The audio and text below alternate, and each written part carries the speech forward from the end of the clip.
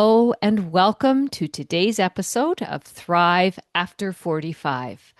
I'm Denise Drinkwalter, heart whisperer, midlife mirror, and mentor. And every week, I am absolutely honored to share energy and space with inspiring guests whose stories reflect so many possibilities of thriving beyond 45. Together, we'll uncover the whispers of the heart, the power of midlife transformation, and the wisdom that fuels expansion.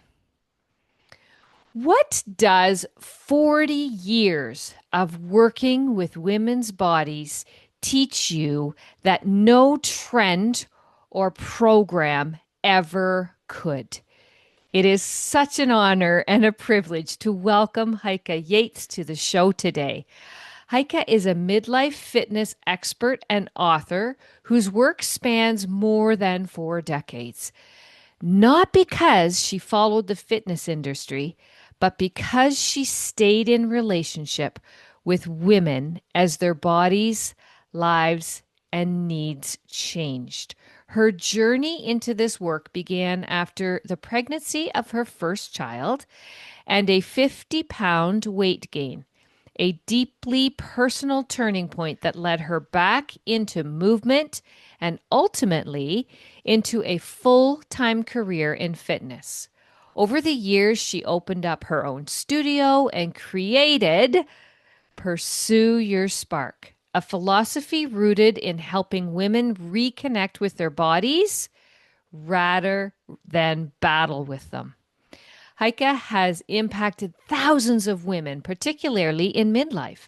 Women who wouldn't say they're unhappy, but are often exhausted, frustrated, and disconnected from a body they no longer fully trust.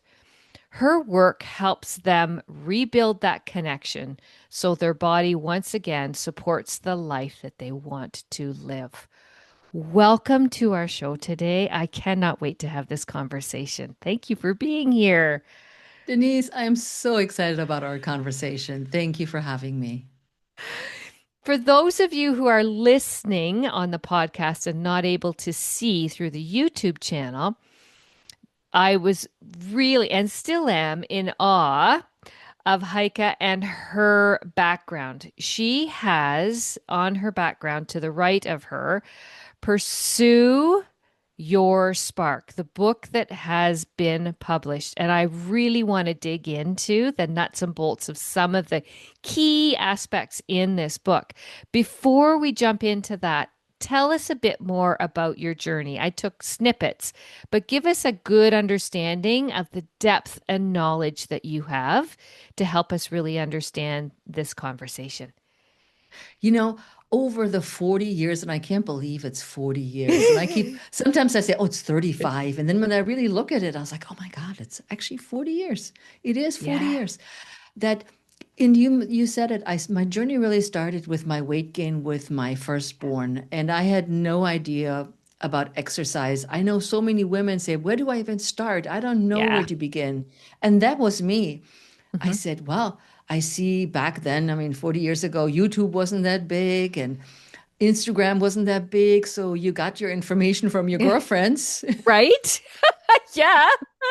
of what to do. And that's how I got to go to the YMCA and take classes there, which I absolutely loved. And they were called Dancercise back then. Yeah. And and now it's probably Zumba. Zumba is probably the Yeah. closest to people Right. that don't know what that is. You have choreography, you dance to music, have a great time. And that got me started because I love to dance. And Mm, I wanted to also, I had given up my career. And so now I was in that moment, in that space where I didn't know what to do with myself. I couldn't right. see myself just being a stay-at-home mom. And Yep. if that lights you up, more power to you. But I wanted something Yeah. different because I Yeah. came from Germany Yeah. to the United States over 40 years ago. Yeah. And I had this thirst for freedom. and the Mm, freedom to not do more, but the freedom to explore, the freedom to be curious, to go around and mm. travel, meet people, really brush up on my English skills or my language skills.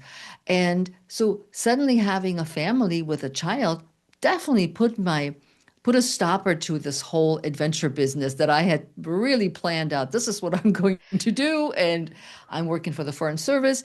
And suddenly there was a stop. Right. And I started taking this class. They had asked for somebody, said, you look really good in class. Do you want to be a teacher? And I said, no, no, no, no, no. I am not doing this. I'm not hopping around in front of people. In a million years, my first husband, he said, that'd be great for you. It gets you out of the house. They have childcare. Take the kid with Mm, you. mm-hmm. And that's how it just unfolded. And I realized how much fun we had in the classes, Mm, how the camaraderie was there. Everybody, we were, just picture this. Back then, we were yeah. in a church basement. Right. Everybody brought their own mat. Everybody brought their own 3 pound weights. It was back then was 3 pounds, why for whatever Yeah. reason, but and the teacher brought the boom box where you put your tape in that you Right. recorded and then hit press and the show started going and everybody at their place and everybody was, participating and supportive and laughing and just having a Mm, great time getting in shape. And it was pretty much all ages. There was not just one age. There was everybody just it was right. affordable. It Mm, was at a place that was close to everybody else. mm-hmm. And this is how I really started falling into this. And as I started to see the changes on my own body, seeing how much fun I had, I finally said, yes, I want to be a teacher. This sounds really, really great. And I Yeah. started training and I got into, testing out. And I was at my testing out phase Mm-hmm. and I failed. Ah, I looked at the teacher, the boss, my boss, and I sure. said, well, I knew the choreography. I had listened to it 5 billion times, and I was moving just the way I was supposed to move. And she says, you're not teaching to the music. And I had no idea what that actually meant. Teaching. I Okay. said, well, I hear her singing, whatever she's singing. And she says, you're following the melody. And I have no music training. So I didn't know what the heck she was talking about. Mm-hmm. And so she said, "We're listen to this," and we listen. And I tried again, and I couldn't get it. And Hmm. she took my hand and put it on the speaker, and Okay. she said, "This is the beat." And a light bulb went off in my head. Oh, wow. I was like, "That's the beat." So I went home, put the tape back in, and first listened to each song, and then practiced the routine we were supposed to do. Did Right. it again, practiced the routine.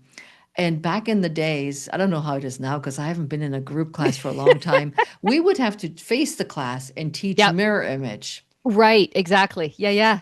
That was before microphones and all the stuff. So you had to be able to be heard. You had to yell out to the class without killing Yeah. yourself.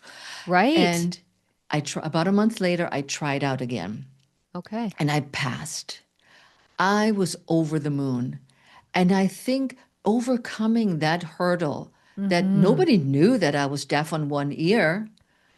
It was just always been that way, and I've gotten used to it. Wow. But that small things like that can have such a huge impact on somebody's life has Mm-hmm. really shaped as I continued my work and as I really got into the teaching. I said, oh, what else can I do? Learn about muscles and Mm, body and movement. Oh, let's be a personal trainer. So all driven by curiosity. And I said, oh, sure. now I know how to put on muscles on people and myself. And in the middle, I had my daughters 3 years later. So then I taught classes that were all about pre-postnatal for women that are pregnant and that just had a baby. So I was like, well, how is recovery? That's part of you recover Right. from your birth. And so it just Mm-hmm. started shaping itself. And as I got older, the clientele that I was working with literally moved with me. And Okay. as I came through the years in my 30s, I became a bodybuilder because I had learned how to build muscles, but I hadn't learned how to build big muscles. So I was like, huh, Right. let's do this. So I competed in bodybuilding competitions. Okay. Wow. And so I said, okay, now I know about this, but I also need to learn more about nutrition. You have Mm. to eat right in order to see the changes that you want in your body and in your energy. So Right. I became a precision nutrition certified sports nutrition coach. And I said, oh, this is what you do when you want to reach X, Y, and Z. Right. Which then I said, oh, this is all great. But now I want to run. Why not start running? And it's a Yeah. whole different story about the running, getting into running. But it allowed me to start the running, work with a running community here in Maryland Okay. as a running coach. So I had the background of flexibility and strength training and Right. everything you need to be an efficient runner.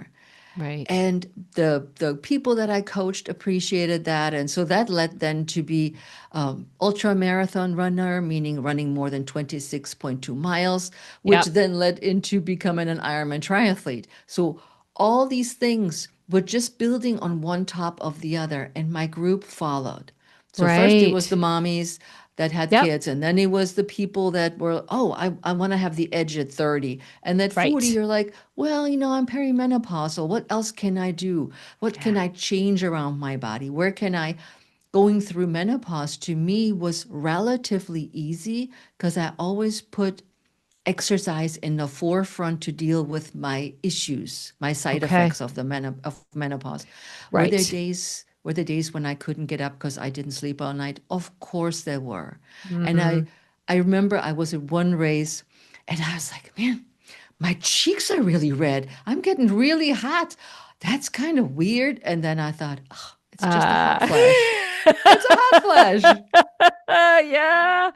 And so, Oh, not to say that everybody has to do some crazy things or doing a sure. big tough mudder and all the things that I did, but everything I've learned provided the basis of actually daring to do something different, maybe Right. harder, maybe Right. like a triathlon. When I started triathlon, I had no idea how to swim, Denise.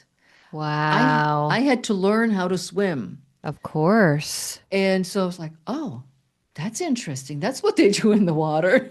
Right? Yeah.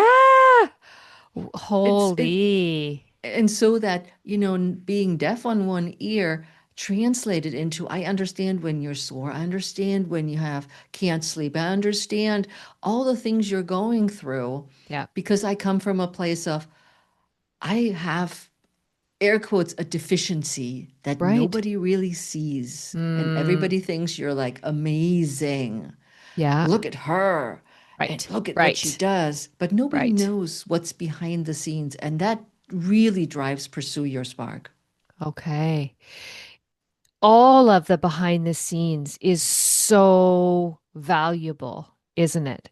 Yeah. And yet, where what we tend to do as a collective is we look at those as, like you say, deficiencies that are making us not be able to. They can be the excuse button, can't Yeah. they? Yeah. So I love what you're talking about, and I love hearing your whole journey. I didn't know all those pieces. So thank you for sharing that. I love that. Um, so, as the women and men who are listening in the audience are thinking about their journey and we're going to call it deficiencies because we can understand that. When they think of their deficiencies, how do they get that thought process to flip in terms of that deficiency? How can I utilize that to my benefit? Is there something that you have you have lots of wisdom specifically around that concept of, but I can't because of this. Instead of using it as an excuse, how can we use that to fuel our sparks? When I think about, and I want to use the example of midlife crisis, Oh, good. Yes. when everybody thinks it's a crisis, Hmm. and it really isn't a crisis. So my year was never a crisis because Mm, it was just there. And yes, there are people, and please, audience, there are many of you who have very serious issues and health problems, and you're like, man, what's she talking about? Deaf on one yeah. ear is nothing. Yeah. So please don't misunderstand what I'm saying, but if you just can't, you can't. But Right. you can muddle through and find a way to do things maybe a little different. And I want to use the midlife crisis as an example because it is a transition to something new. Right. It's not a reinventing of something, or Mm-hmm. like if you whatever you have with my ear, let's use that because Yeah. that's the most. I didn't reinvent myself. I Right. found a different way to figure out what I wanted to do in the way I could best. And when you think about Right. the midlife crisis, you figure out the way to do something the best you can, but it's Yep. not a crisis. It is Right. simply a transition to something different, to Mm. something new. And when we get away from this moment of, oh, I'm broken. Right. Oh my God, I can't because I'm broken. Look at Heike. Mm. She's what she's doing. She's another case. But it's just something that I was able to do. But I have to Mhm. also tell you guys that now, 3 years ago, I had to stop running, my love, because I have Mm. a really bad arthritic knee. And my choice was, do I continue running and be in extreme pain, or do I get a knee replacement and Mhm. fix that and still shouldn't run on a knee replacement? Or do I change course and start walking and hiking more? Mhm. Mhm. It is a transition again, and Right. it's not like we're stuck there. We can do we just it just takes a little bit of time to wrap your head around it. It took me a year to deal with the grief of not being a runner. Thank you for sharing that. That's huge. We're human, right? We are human and we hit walls and we get to choose how we're going to climb that wall, don't we? Yeah. Yeah, Yeah. we choose. I love that word. You Yeah. choose. You're not stuck. You're not in a gap where you can't get out, in a Yeah. trap that holds you tight. You choose the Yeah. path forward. Yeah. Yeah. And I love what you're saying. It took you a year. There's a grieving process because that was a huge piece of what you loved. Your Yeah. body moving in running motion was you. Yeah. Did you um, go through that process of grieving and identity? You saw yourself as a runner, but you are so fluid. You see yourself as an active person, I'm assuming, right? Yes. Yeah. So your So baseline, yeah, go ahead. so the running is just, okay, I need to find a different venue. Yeah. I still want to get a good workout. I want to stay in shape, especially with my two grandkids or for my good two Yeah. grandkids. I want Yeah. to get on and off the floor. So I have to weigh in my knee situation the risk with the knee Right. replacement. And many people have said, oh, get the new knee. You're going to be like new. And I said, but yeah, but ideally you don't run on a knee joint. You keep Mm. still walking. So it wouldn't make a difference Right. either way. So the choice you make is what works for you best at that life. And Yes. if you're in pain, and I have people that uh, reached out to me and they said, I heard this episode about this physical therapist, and do you think? And I said, you have to talk to your doctor, and if it's not working for you, get the knee replacement or whatever it is, Yeah. get the Yeah. surgery, Yeah. because quality of life is more important than Mm. should I or shouldn't do a surgery. Hmm. But it is it is really strange because you see your friends all on Facebook, on Instagram, and they're posting all their running pictures, and you're no longer part of that community. Yeah. They invite you to come, but since I don't run, I'm left Yep. behind. Yeah. So And so how do you cope with that, Heike?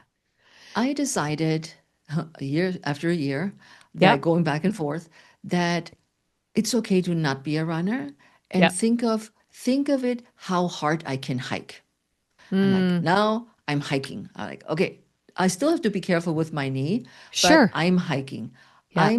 I'm identifying more broadly now as a Mm. triathlete that is this is a duathlete that doesn't run, but I can swim since I learned Right. it, and I can bike. Perfect. Yep. Love that. Find something that can substitute for it Yeah. instead of saying, oh, back in the days I used to be a runner and Yeah. Yeah. I want to go back. I want to, yeah. I wish yeah. Because wishing doesn't do anything except keep us stuck, which is exactly what we're talking about. We're not stuck. It's the Yeah. choices we're making. And I really love how you're talking about look at your lens. Look at what's good for you. There is no one right way except for the way that you decide is best for you. And look at all the angles. Take time. There's no need to rush into decisions, right? Hmm. And it's also, you don't need to have it all figured out. Thank you. I didn't have it figured out. I was like, dag nabbit, what's up with that knee? And I tried to rehab it and then do my Pilates exercises, and it all was kind of going sort of, but still try to run.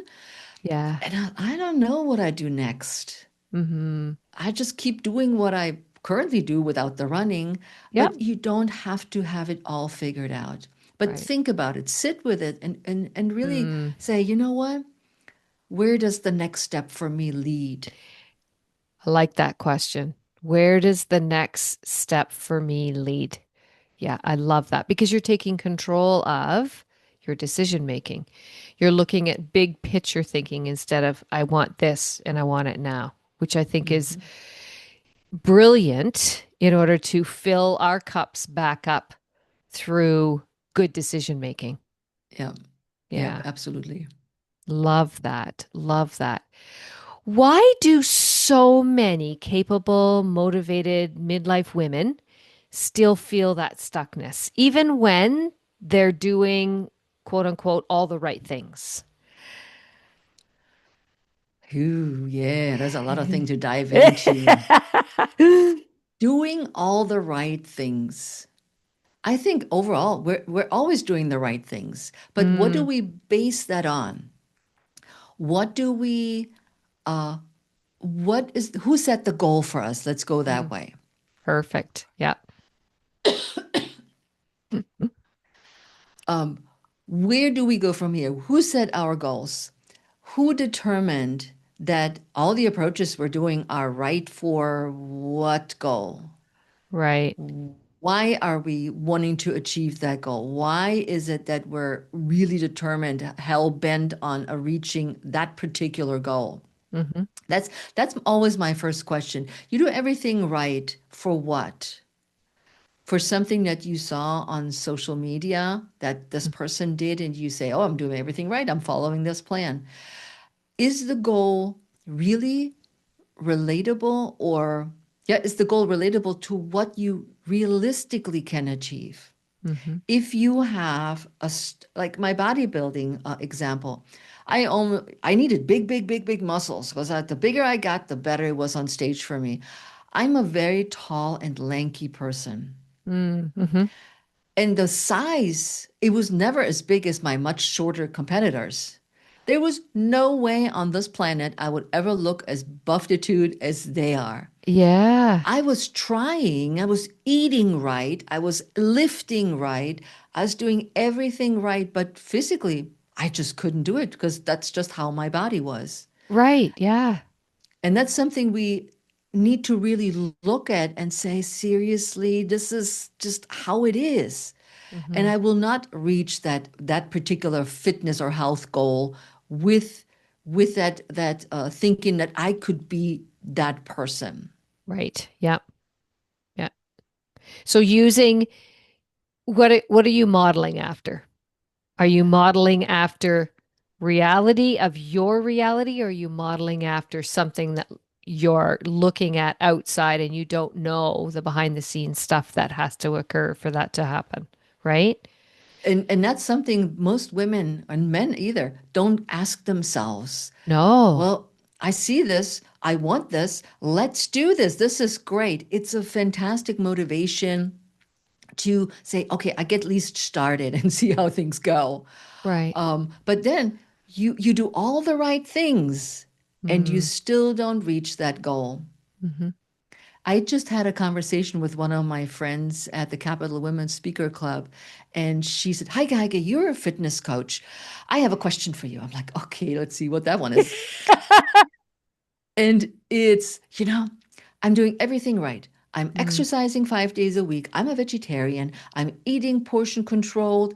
I am doing everything I need to do. I'm 42. I have 3 boys, Hmm. and I just cannot lose those 5 pounds. And I said, okay, why is it 5 pounds? Right.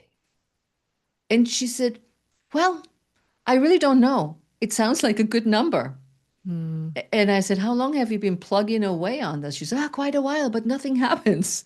And I said, you know, those 5 pounds, I wouldn't even worry about it. Because what would change if you lost those 5 pounds? And she says, I great. don't know. I What a don't know. great question.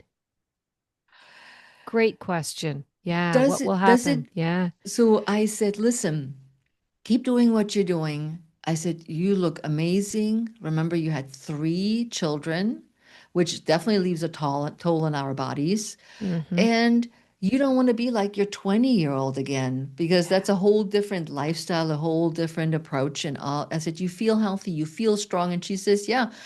And then I said, that was probably not the answer you wanted from me. And she was kind of like, ah, it's fine. And then I thought about it some more. And I sent her an email. And I said, listen, based on our conversation we had today, what I would say is take time for you.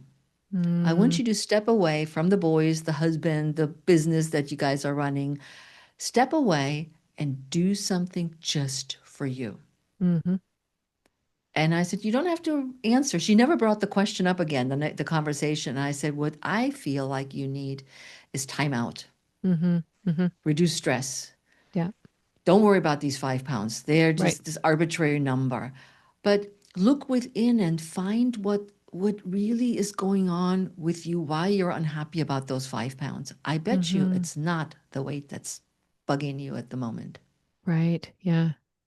Love that. This is exactly why we have the show.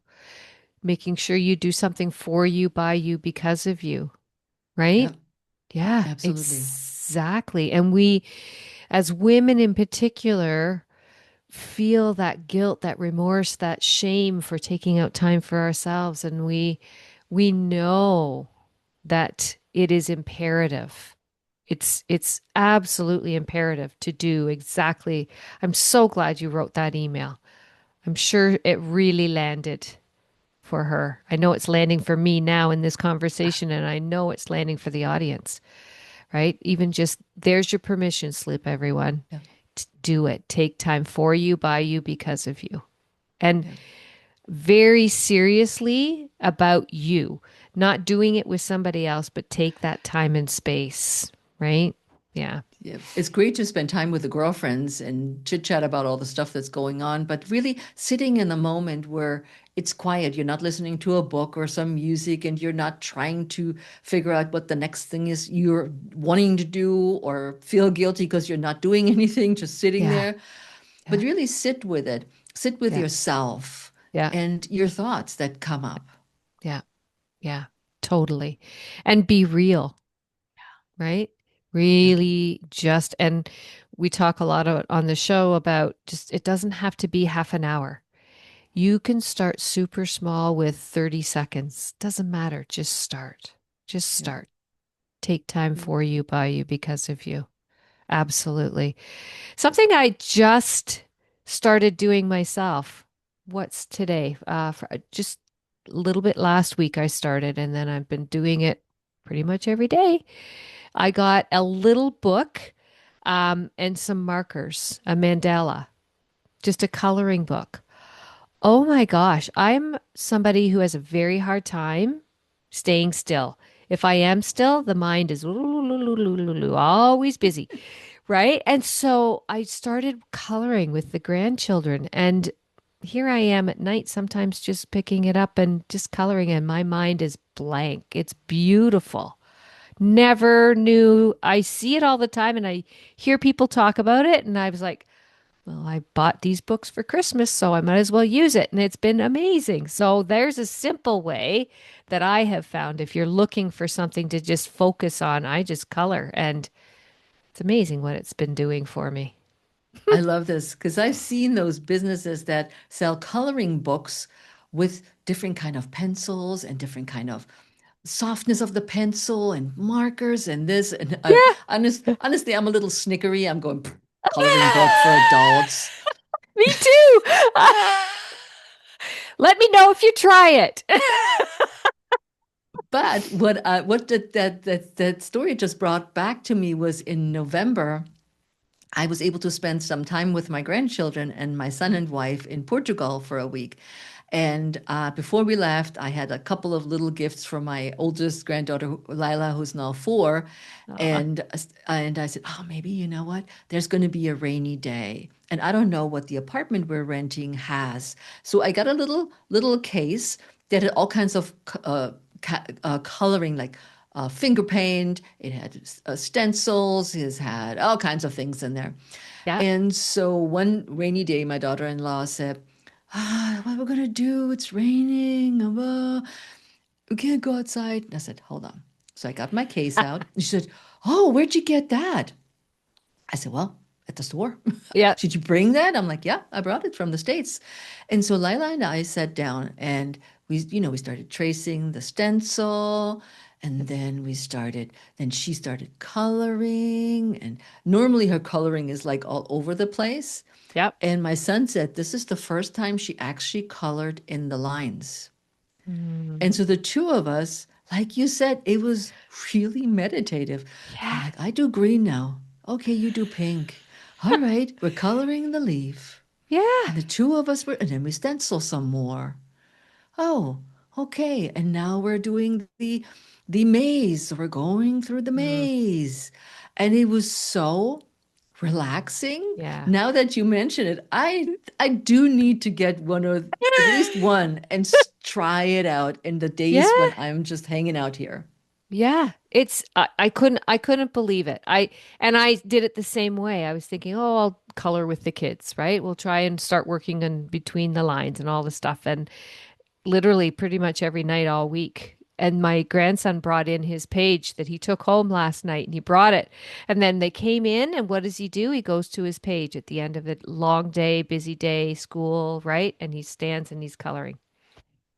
So, Isn't it amazing? It's meditative. yeah, it was, Mhm. who knew? I didn't So, until I tried it.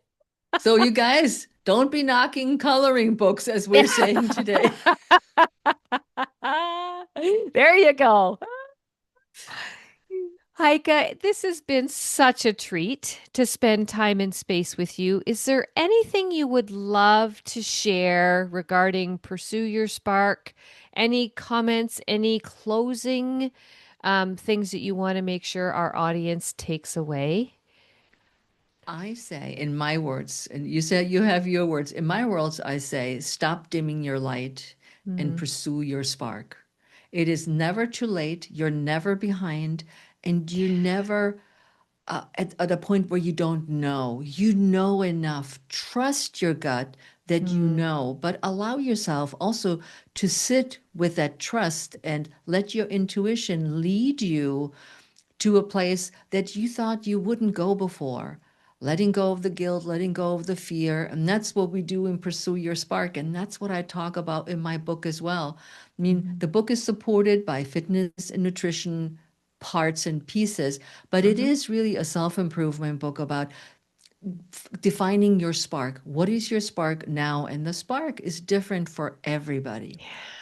Yeah. So it's not a cookie cutter. It's an idea of Mm, stories of my life, about my clients' successes and failures, mm-hmm, or let's not call them failures, just roundabouts, mm-hmm. like detours.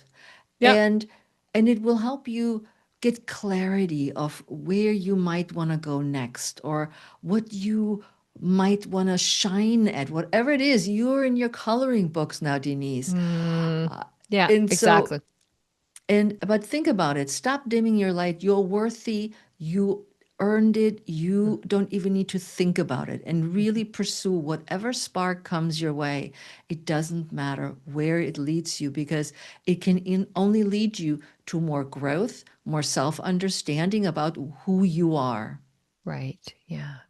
I love what you talked about at the beginning, and I'm a big proponent of curiosity.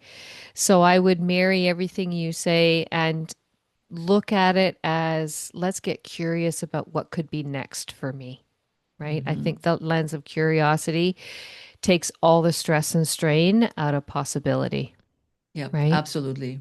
Yeah. Amazing. Thank you so much. I couldn't wait to have this conversation, and now I totally understand why. What a gift you are. Thank you for sharing everything that you did today and more. Before we close, I would like to share something very gently.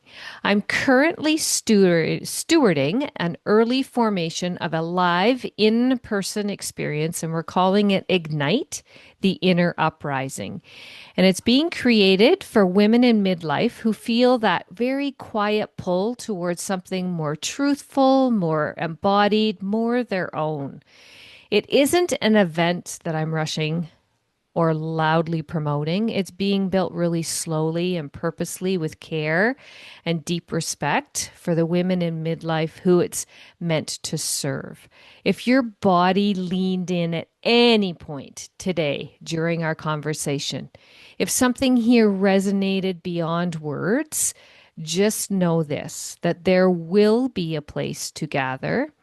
But for now, simply stay connected, follow, share, give us reviews so that more women can find us, listen to these incredible conversations and these amazing guests. And when the timing is right, you will definitely hear more about Ignite, the Inner Uprising. Thank you again, Heike, for being here with us today. What a gift. My pleasure. Thanks for having me.